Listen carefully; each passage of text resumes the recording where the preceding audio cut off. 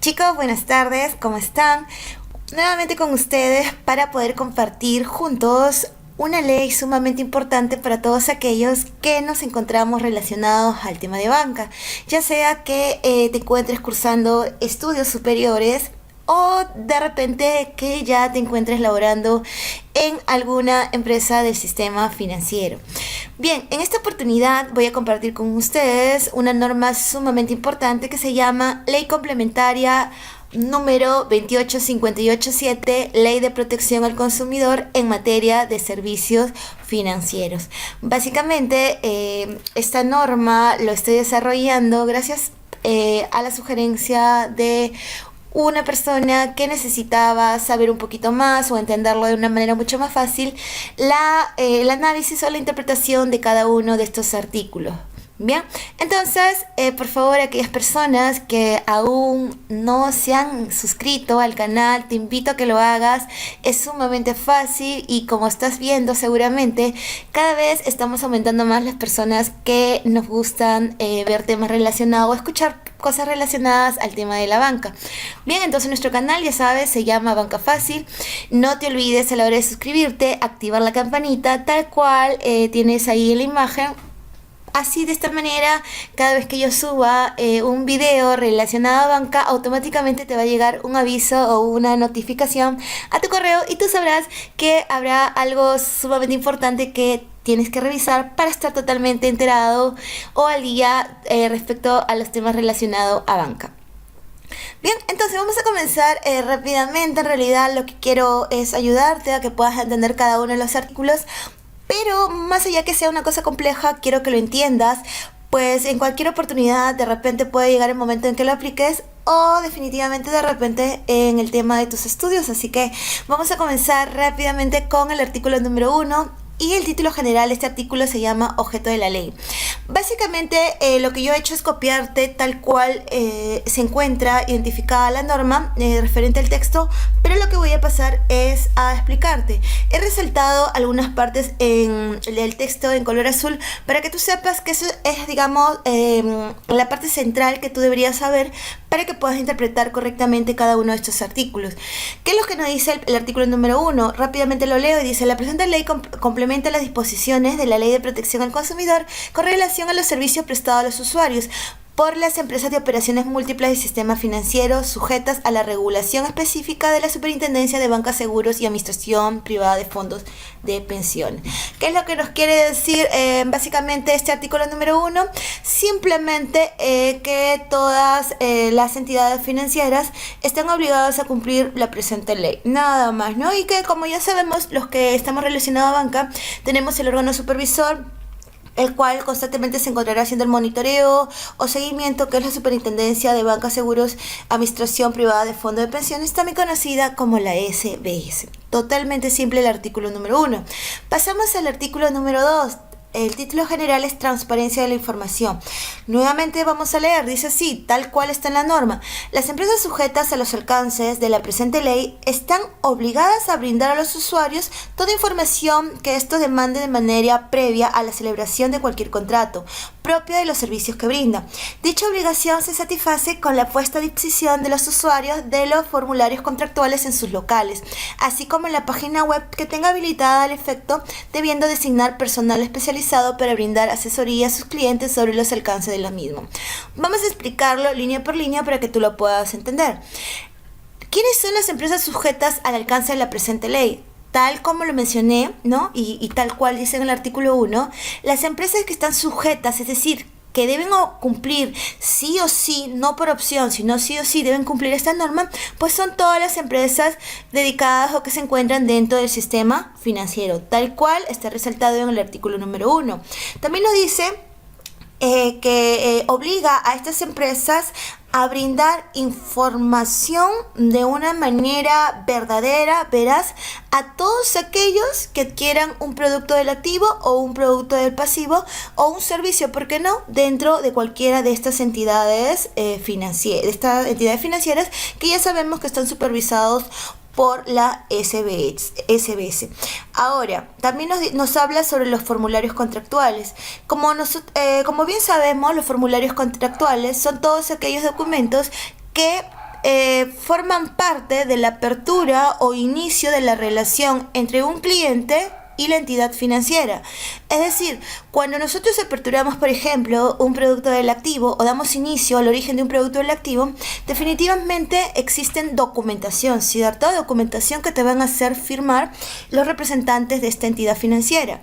Dentro de los documentos contractuales que se encuentran dentro del producto del pasivo, por ejemplo, está el contrato, está la famosa el seguro de desgravamen, está el cronograma, está la hoja resumen y sobre todo la parte más importante que es el pagaré, ¿no? Y como ustedes bien saben, el pagaré significa la obligación que tiene el cliente de cumplir con la responsabilidad ante la entidad financiera de poder pagar todas las cuotas tal cual se acordó el monto y en la fecha pactada, ¿no? Ya sabemos que si el cliente no cumple con las fechas pactadas, no cumple con el monto pactado, definitivamente el único sustento que tiene la entidad financiera para hacer presión a través de la vía judicial es el pagaré, también conocido como el protesto del pagaré, cuando sucede en estos casos que el cliente no es responsable por la deuda. Ahora, también cuando tú vas a aperturar un producto del pasivo, es decir, una cuenta de ahorros, un depósito a plazo, la apertura de una cuenta CTS, entre otros, ¿sí? También te hacen firmar ciertos documentos que se supone que tú lo debes leer previamente para estar enterado. Y más allá de que tú lo debas leer, también se supone que los representantes de las entidades financieras te explican de una manera detallada. Estos documentos que tú firmas, ¿sí? Obviamente, y tal cual dice acá en el artículo 2, se refieren o son los famosos documentos contractuales. En el caso de los pasivos, los documentos contractuales, por ejemplo, son el contrato, la cartilla de información, ¿sí?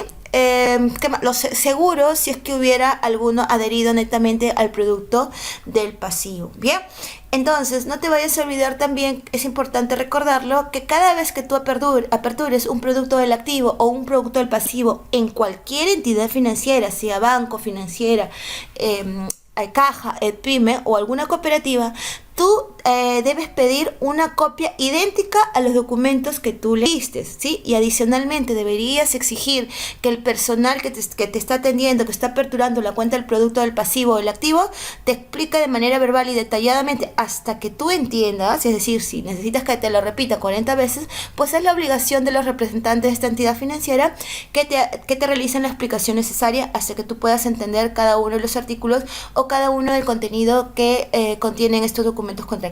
Bien, este artículo número 2, muy aparte de los documentos contractuales, nos dicen que definitivamente las entidades financieras deben tener a disposición de los clientes sus locales, ¿no? ¿Cuáles son sus locales? En realidad está hablando de la parte física, es decir, las agencias, oficinas, sucursales o como tú lo quieras llamar o como se llame la entidad financiera, es decir, la parte física que se encuentra normalmente pues distribuidos en cualquier distrito de Lima Metropolitana o en provincia. Adicionalmente, para que tú tengas una buena información como cliente, también las entidades financieras están obligadas, no es que sean buena onda o buena gente y hayan creado su página web, no. La Superintendencia de Banca, Seguro y AFP, y a través de esta ley 28587, obligan que las entidades financieras tengan a disposición en sus páginas web información respectiva a todo lo referente al producto del activo y los productos del pasivo. De esta manera, cualquier cliente, sin necesidad de trasladarse a la parte física, de ser el caso, puedan obtener la información clara y precisa referente a algún producto que la entidad financiera esté ofreciendo al cliente. Bien, asimismo, también nos dice que la entidad financiera debe contar con personal especializado para brindar asesoría a sus clientes, ¿no? ¿Qué quiere decir personal especializado? Esto quiere decir que no puede colocar, por ejemplo, en las plataformas de atención y en algunos casos a los analistas o a los cajeros cualquier persona que no tenga información básica.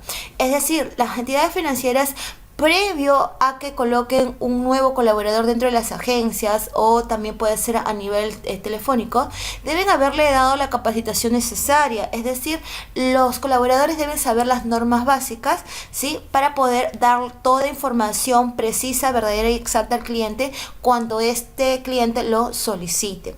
Ok, y entonces eso es la parte del artículo número 2 de la transparencia de la información. Bien, pasamos al artículo número 3 y nos habla referente a la presentación de la información. Y vamos a leerlo, reitero. La parte textual que ves en la diapositiva es tal cual está en la norma, ¿sí? Lo voy a leer y luego voy a realizar el análisis. Entonces, dice así artículo número 3. Las empresas sujetas a los alcances de la presente ley están obligadas a presentar sus formularios contractuales en caracteres que sean adecuadamente legibles para los usuarios, los cuales no deben ser inferior a 3 milímetros. La redacción y términos utilizados deben asimismo facilitar su comprensión por los clientes, ¿no? Entonces, este artículo 3, que tiene título Presentación de la información, básicamente se está enfocando a que todos los documentos que hablamos en el artículo anterior, en el artículo 2, referente a los documentos contractuales del pasivo y del activo, tienen que tener un tamaño de letra como mínimo, es decir, no puede ser inferior a los 3 milímetros. Porque a través de la ley 28587 se establece esta medida con respecto al tamaño de la letra? Pues años anteriores había muchos reclamos con respecto a que, claro, pues la entidad financiera pone lo que le interesa, lo que le favorece letra grande, y lo que me perjudica a mí como cliente lo pone letra chiquitita. Y sí, pues había muchas entidades financieras que la parte, digamos, que no convenía mucho al cliente lo ponían de letra chiquitita, como para que el cliente no pueda leerlo de una manera calmada o de una manera detallada, ¿no? Porque muchos de nosotros definitivamente tenemos algún problema de visión. Pero ahora la ley a través de la ley número 28587 ya se pone esos parámetros, ¿no? El contenido, el texto de la medida de la letra no puede ser inferior a 3 milímetros.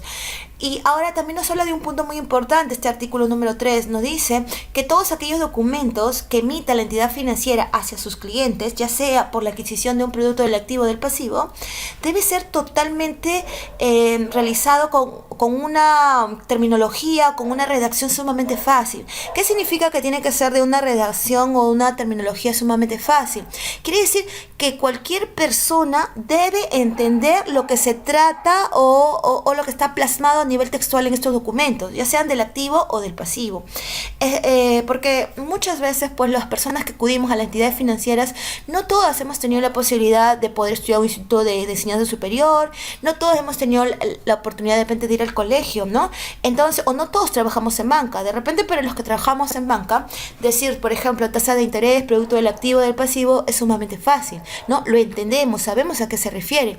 Pero de repente una persona que no ha tenido esta oportunidad de formación como nosotros no podría entenderlo. Así que por eso a través de esta norma 28587 obliga, digamos, a todas las entidades financieras que la redacción, el texto que debe contener cada uno de estos documentos, llámese contrato, hoja resumen, cartilla de información, el texto del seguro de gravamen, tiene que ser entendible, con palabras simples. Nada de palabras tecnológicas, nada con terminologías complicadas, nada de terminologías usadas netamente por los profesionales de banca, sino palabras simples, ¿bien? Y eso nos dice el artículo número 3 en palabras sencillas. Pasamos al artículo número 4. Y nos habla, el título dice sobre cláusulas generales de contratación. Vamos a leerlo. El artículo nos dice lo siguiente: la Superintendencia de Bancas, Seguros y Administradoras privadas de fondos de pensiones identificará en el universo de los contratos que las empresas sujetas a los alcances de la presente ley celebren con los usuarios aquellas estipulaciones que deban ser necesariamente sometidas a aprobación administrativa previa y obligatoria. La aprobación administrativa tendrá por finalidad establecer el equilibrio contractual necesario entre las empresas y los usuarios, garantizar la operatividad del servicio financiero y respeto de los derechos de los usuarios, ¿no? Entonces, artículo 4. Cláusulas generales de contratación.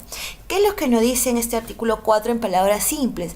Que la SBS, que ya sabemos que es la Superintendencia de Bancas y Seguros y Administradoras Privadas de Fondos de Pensiones, va a solicitar a cada una de las entidades financieras sus documentos contractuales. ¿Para qué? Para poder leer, verificar que efectivamente se esté cumpliendo lo que indica el artículo número 3 con respecto al tamaño de la letra, que no puede ser inferior a 3 milímetros, y sobre todo enfocado en el tema de que la redacción, la terminología, el contenido, las palabras, como tú quieras llamarlo, esté todo sumamente fácil, sea entendible para cualquier tipo de persona. Ahora, ¿por qué la Superintendencia de Banca, Seguro y AFP hace esto? ¿Por qué va a pedir los documentos?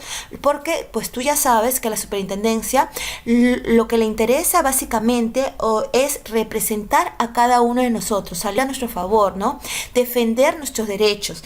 Entonces justamente por eso ellos, ya que tienen como dos funciones principales el tema de regular, es decir, emitir normas, y por otro lado el monitoreo o supervisión, pues también se van a meter en este tema con respecto al contenido de los documentos contractuales que sean propios del producto del activo o producto del pasivo. Bien, y eso nos dice el artículo número 4. Pasamos al artículo número 5. Y el título principal dice así: modificación de estipulaciones contractuales. Vamos a leer qué es lo que dice la norma. Nos dice: los contratos que celebren las empresas sujetos a los alcances de la presente ley y los usuarios podrán sufrir en el transcurso del tiempo modificaciones en sus términos y condiciones con arreglo a los mecanismos previstos en los respectivos contratos. No obstante lo anterior, cuando la modificación contractual sea originada en decisiones unilaterales de las empresas, dicha variación no será oponible a los usuarios de manera inmediata. En estos casos, la nueva estipulación solo vinculará a los usuarios luego de transcurrido el plazo de 30 días calendario desde el anuncio de la modificación. Las modificaciones a que se refiere el presente párrafo deberán ser adecuadamente comunicadas al usuario. En aquellos casos en los que se establezcan condiciones promocionales que incentiven la contratación, las empresas quedan obligadas a garantizar el respeto de dichas condiciones durante el periodo ofrecido y de no mediar por un plazo no inferior a 6 meses del aviso público en el cual se comunique a los usuarios su descontinuación. Esta parte, artículo número 5, con título Modificación de estipulaciones contractuales, nos dice lo siguiente, ¿no? Ya le hemos visto qué cosa es contractual, son los documentos que forman parte del activo o del producto del pasivo. Esta parte, en la norma 28587, en el artículo 7, nos dice lo siguiente: que las entidades financieras, como cualquier tipo de empresa, como cualquier persona, puede efectuar modificaciones referente a la información de sus productos del activo o del pasivo. Pero, ¿qué es lo que la ley le obliga a esta entidad financiera? Le obliga a que necesariamente tu entidad financiera, si vas a realizar un cambio en algún contenido del producto del activo o del pasivo que tú tienes, puedes hacerlo, pero estás obligado a comunicar de manera veraz, transparente y oportuna a todos tus clientes sobre estas modificaciones. Bien, ¿cómo puede comunicar la entidad financiera las modificaciones? Lo puede hacer a través de cualquier canal, ya sea a través de sus agencias, es decir, de manera física. Puede comunicar el cambio a través de enviar de repente notificaciones al correo, información al correo de sus clientes. Puede enviar documentación física a cada uno de los domicilios o empresas de sus clientes. Podría hacerlo también a través de medios de comunicación como la radio, la televisión, a través de banners, a través de volantes, etcétera. Es decir, el canal que escoja la entidad financiera no hay problema, siempre y cuando tenga obviamente un sustento, por si la SBC en algún momento le dice: oye, hiciste una modificación, pero a ver, susténtame.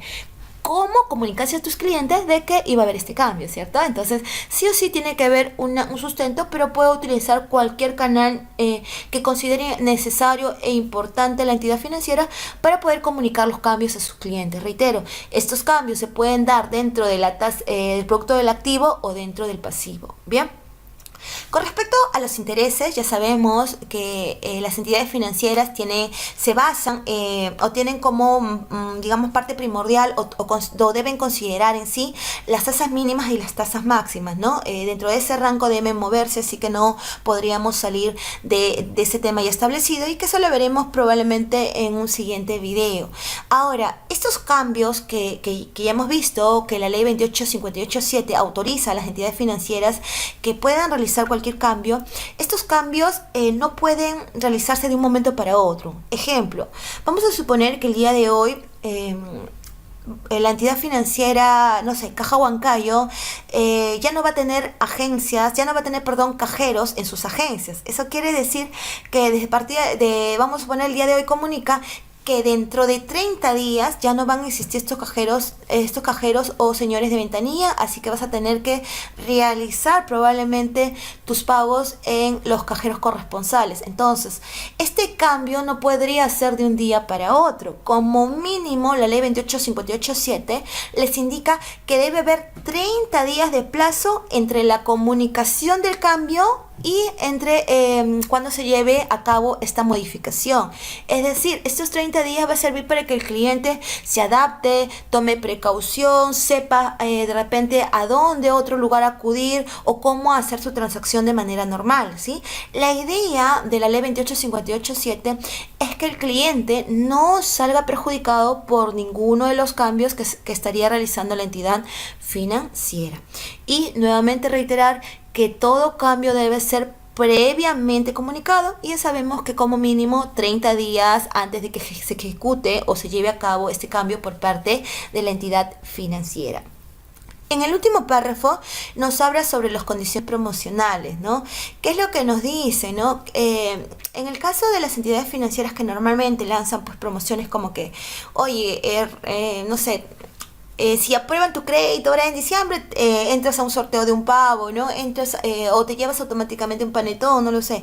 Entonces, ¿qué es lo que nos dice con respecto al tema de las condiciones promocionales? Que estos temas que van acompañados, promociones, ¿no? Dicho de paso, que van acompañados al producto del activo o el pasivo, cualquiera de los dos, siempre deben tener un origen, es decir, una fecha de inicio y una fecha de fin. Ejemplo, supongamos que el banco de crédito saca un comunicado en cualquier medio de comunicación y dice, ¿no? Todos los que saquen o se les apruebe un crédito mayor a 5.000 soles se hacen acreedores de un pago, ¿no? En esa comunicación que está haciendo, cualquiera sea el canal a nivel físico, por medio de comunicación, a través de un documento a las casas de los clientes, etcétera, debe indicarse cuándo empieza esta promoción y cuándo termina. Entonces, por ejemplo, podría indicar, ¿no? Todos los que saquen un crédito mayor a 5.000 soles desde, ¿no? O a partir del 20 de noviembre hasta el 30 de diciembre se harán acreedor de un pavo, no lo sé, de un regalo, de un obsequio, de un panetón, etc. ¿Por qué? Porque si no ponen inicio y fin, ¿qué es lo que nos dice la ley 28587? Se va a asumir que esta promoción no va a ser inferior a 6 meses.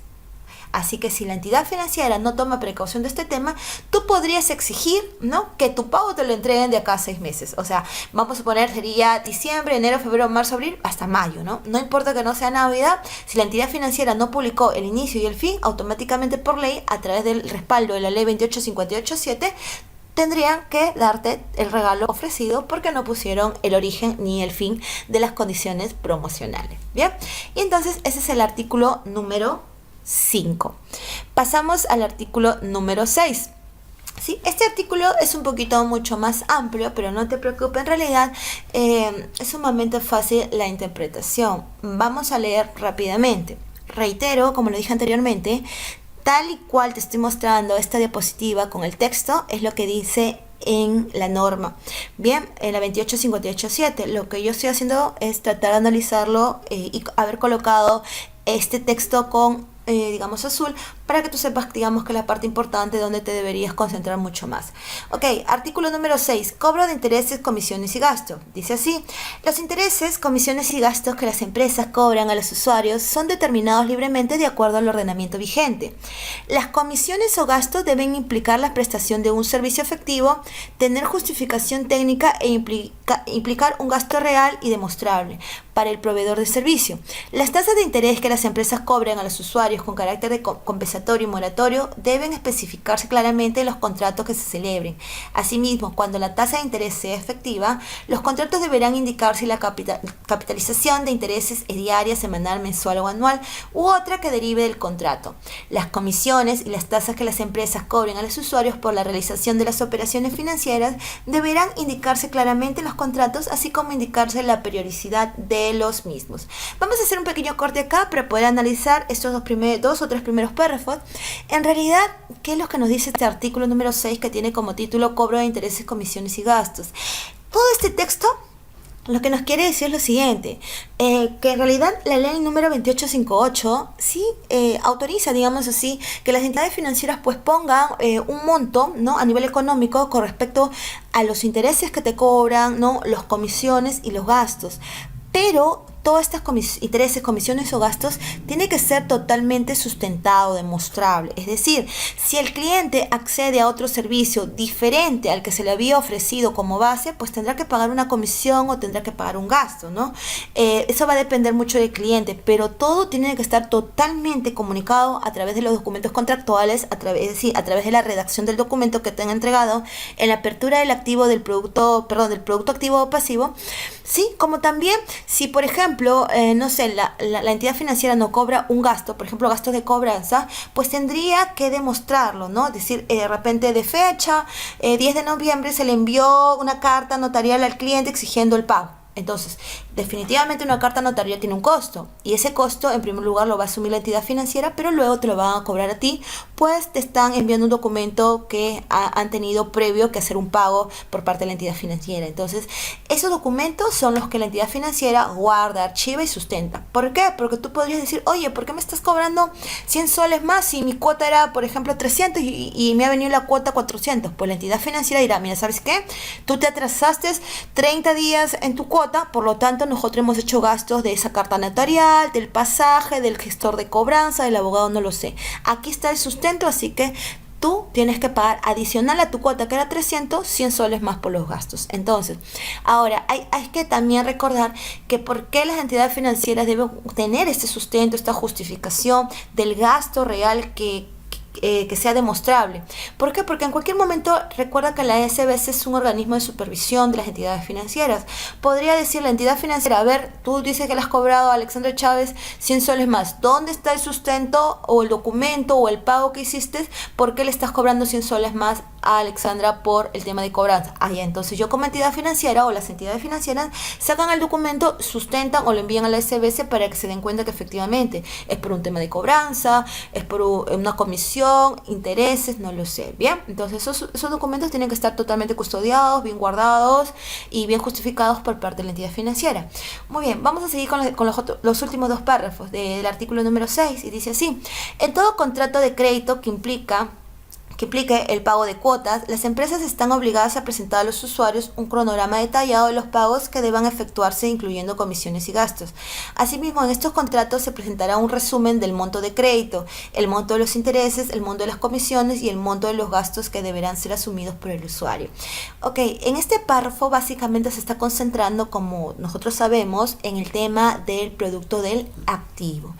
Y como lo mencioné también casi al inicio de este video, definitivamente todos los productos del activo como el pasivo tienen sus documentos contractuales propios, ¿no? En este caso ya había mencionado que el producto del activo tiene que tener su contrato, tiene que tener su resumen, tiene que tener un cronograma y obviamente en estos documentos se debe especificar el tema de los intereses, las comisiones y gastos, ¿no? Se debe indicar, oye, si tú quieres de repente un duplicado de tu estado de cuenta, pues va a haber un cobro adicional. Si tú de repente te demoras 10 días adicionales a la fecha de pago de tu producto del activo, pues va a haber el cobro de intereses. Si de repente tú te demoras 15 días, ¿no? Y la entidad financiera manda un gestor de cobranza, un abogado para que te toque la puerta y haga la conciliación contigo, pues obviamente tú vas a tener que responder ante esta deuda. Pero todos estos documentos, todos estos casos, todo este porcentual adicional que te van a cobrar a través de los intereses, comisiones y gastos, debe estar especificado en algún lugar o en varios lugares de los documentos contractuales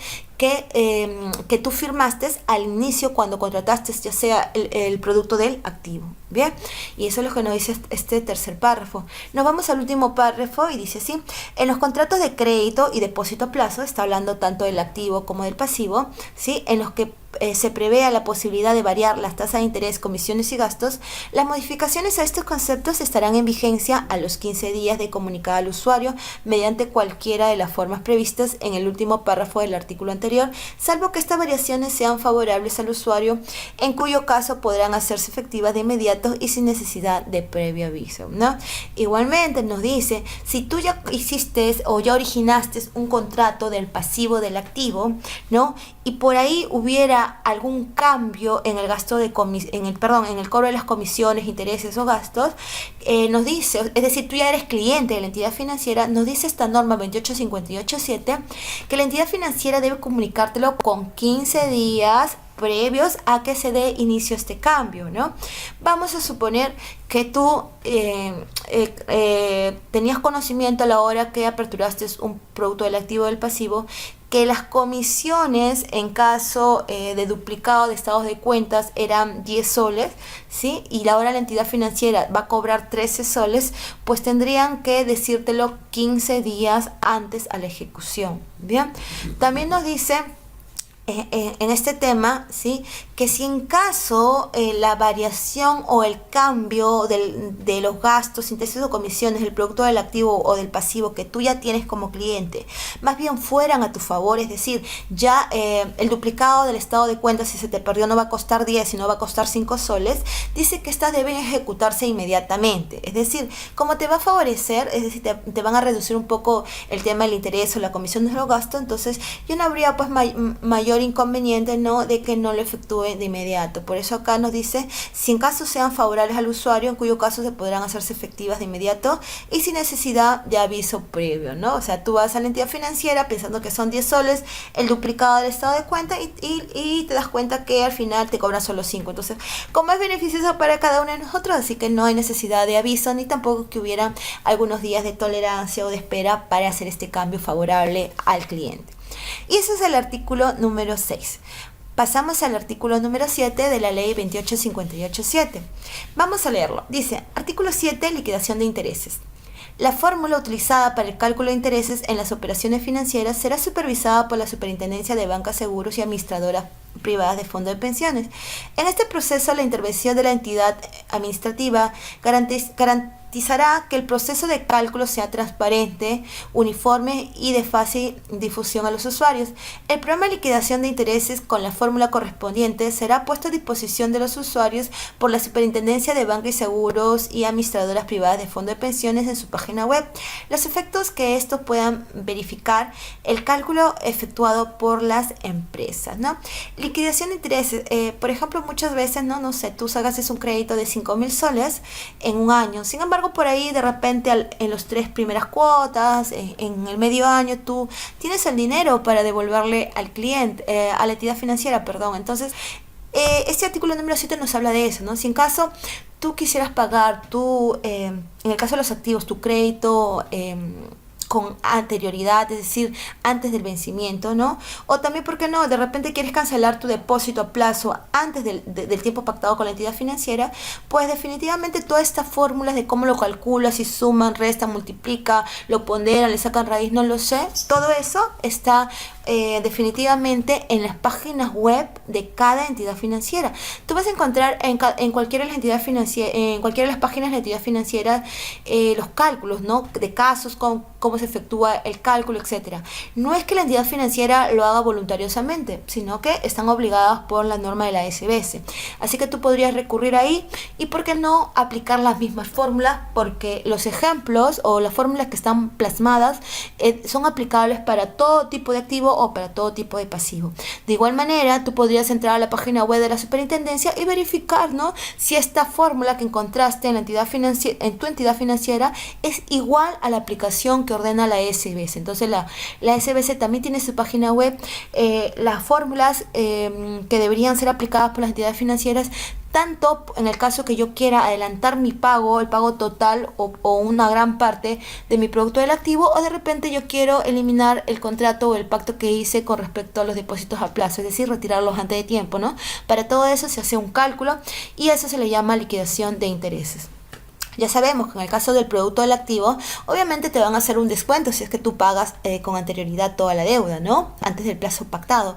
Y ya sabemos también que en el caso de los productos del pasivo, como por ejemplo depósito a plazo, si tú rompes el contrato con la entidad financiera, obviamente ya no te van a pagar los intereses que habían estipulado, que se habían pactado al inicio o a la hora de efectuarse el origen del depósito a plazo, ¿no? Porque eres tú como cliente que estarías destruyendo el pacto y por lo tanto pues la entidad financiera no tiene la obligación de cumplir el pacto o el contrato especificado al origen. Bien, y eso es lo que nos dice pues definitivamente el artículo número 7. Pasamos al artículo número 8 y estamos en los últimos artículos y nos habla sobre la difusión de las tasas de intereses, comisiones y gastos. Dice así la norma: las empresas sujetas a los alcances de la presente ley están obligadas a difundir constantemente las tasas de interés, comisiones y gastos que cobren a los usuarios en las operaciones financieras que ofrezcan al mercado. La difusión deberá garantizar el acceso de los usuarios a dicha información, pudiendo emplearse para ello diversos medios, sean esos a través de comunicaciones directas, avisos a través de comunicados de televisión, radio y periódicos en sus locales y página web. La Superintendencia de Banca y Seguros y Administradoras Privadas de Fondos de Pensiones supervisará las condiciones en que se efectúa la difusión de que la ley dispone, garantizando que la misma facilite su comparación por el usuario. Entonces, este tema también ya lo hemos tocado, digamos, en la explicación de los demás intereses. Recuerda que todos estos artículos tienen totalmente relación, ninguno es excluyente al otro. Entonces, la difusión de las tasas de intereses, comisiones y gastos, ¿no? La entidad financiera lo puede realizar por cualquier medio presencial, cartas, periódicos, radio, a través de su página web, entre otros, ¿no? Lo importante de lo que dice la ley 28587 es que las entidades financieras pueden utilizar cualquier canal de difusión, ¿no? De intereses, comisiones y gastos. Pero definitivamente la SBC siempre está pendiente, supervisando, monitoreando que se dé cumplimiento a esta exigencia que nos especifica en la ley 28587. Bien, pasamos al artículo 9. Y nos habla sobre la difusión de información por entidades públicas. Dice así: la Superintendencia de Banca y Seguros y Administradoras Privadas de Fondos de Pensiones y el Instituto Nacional de Defensa de la Competencia y de la Protección de la Propiedad Intelectual están facultados a difundir toda la información que consideren pertinente a los efectos de contribuir a la transparencia del mercado de servicios financieros. Entonces, el artículo 9 resalta que adicional de la SBS también hay otro organismo público, es decir, otro organismo estatal, otro organismo que depende del Estado, que se llama el Instituto Nacional de Defensa de la Competencia y de la Protección de la Propiedad Intelectual. Ambos, conjuntamente con la SBS, siempre van a estar verificando, siempre van a estar del lado del usuario o del cliente, tratando de que todas las entidades financieras cumplan con lo especificado en esta norma que es 28587, que básicamente les exige el respeto por la información verdadera, transparente, oportuna hacia los clientes de cualquiera de las entidades financieras. Bien, pasamos al artículo número 10, infracción a la presente ley. Cualquier omisión a las disposiciones contenidas en la presente ley será sancionado por el Instituto Nacional de Defensa de la Competencia y de la Protección a la Propiedad Intelectual o la Superintendencia de Bancas, Seguros y Administradora Privada de Fondos de Pensiones, conforme corresponda a su respectivo campo de responsabilidad.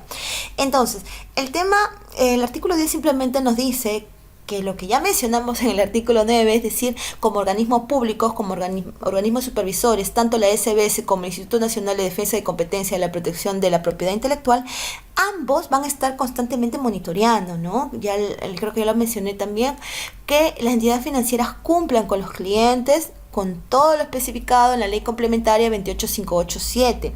Y si en caso alguna de las entidades financieras no cumpliera con la especificación, no cumpliera a nivel total, digamos al 100%, ¿no? O cumpliera de manera parcial al 80, 30, 40 o 50, no lo sé, definitivamente se va a hacer acreedora de una sanción, ¿no? Y esta sanción, las que están autorizadas, digamos, para darlo, es la SBS y el Instituto Nacional de Defensa de la Competencia y de la Protección a la Propiedad propiedad intelectual. Ambas pueden sancionar, pueden pedir información a cualquier entidad financiera para verificar si efectivamente se está cumpliendo o no con la ley 28587. Perdón, a ver, y acá casi ya me voy al final. Muy bien, entonces pasamos al artículo 11, que es el último artículo de esta ley que he considerado importante revisarlo, y nos habla sobre las famosas cláusulas abusivas. Vamos a leerlo. La Superintendencia de Banca y Seguros y Administradoras Privadas de Fondos de Pensiones, con opinión previa del INDECOPI, identificará las cláusulas abusivas en materia de las tasas de interés, comisiones y gastos, y emitirá normas de carácter general que prohíban su inclusión en contratos futuros, sin que ello signifique fijar límites para este tipo de cobros en concordancia con lo previsto en el artículo 9 de la ley 26702. Ok, el tema de cláusulas abusivas, en palabras simples, significa que no exista ninguna indicación por parte de la entidad financiera que vaya a perjudicar al cliente, ¿no? Reitero, todas estas normas que son de protección al consumidor básicamente tratan de defender los derechos de los clientes, tratan de que el cliente no se vea perjudicado a través de la adquisición de un producto del activo o del pasivo. Y entonces este artículo 11 nos dice claramente que tanto la SBS como INDECOPI siempre van a estar pendientes, ¿no? Revisando la documentación, viendo de que no se esté cometiendo algún abuso contra el cliente, viendo de que no se le esté cobrando de repente intereses demasiado elevados, comisiones, gastos, ¿no?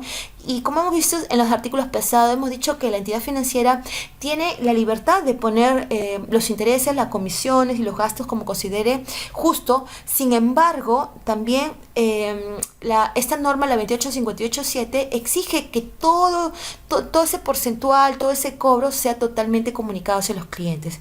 Si el cliente no tiene información, no se le comunicó, definitivamente esto ya sería considerado como una cláusula abusiva, ¿no? Oye, todo está bien siempre y cuando me lo comuniques antes como cliente. Si yo como cliente accedo a pagarte el 500%, por ejemplo, por un interés, pues bien, yo lo habré aceptado, ¿no? O sea, yo sé la información y soy consciente, tengo bien claro cuánto te voy a pagar al final o al culminar el crédito. Entonces, reitero, la SBS y INDECOPI trabajan de la mano conjuntamente con otras entidades, por supuesto, de organismo público, que trabajan en el caso de defender a todos los consumidores a nivel nacional. Bien, chicos, entonces estamos dando término a este pequeño video, en realidad bastante corto, y estoy segura que te va a servir muchísimo, sobre todo a algunos que por ahí van a tener un control de lectura, no sé, ¿no? Y entonces te queda repasarlo, verificarlo, porque no imprimir la norma, y conjuntamente con esta explicación que he tratado que sea lo más sencilla posible, porque muchas veces el tema de la norma es complejo, estoy segura que te puedes sacar un 20 en cualquier análisis o cualquier práctica que tengas en tu respectivo centro de estudio.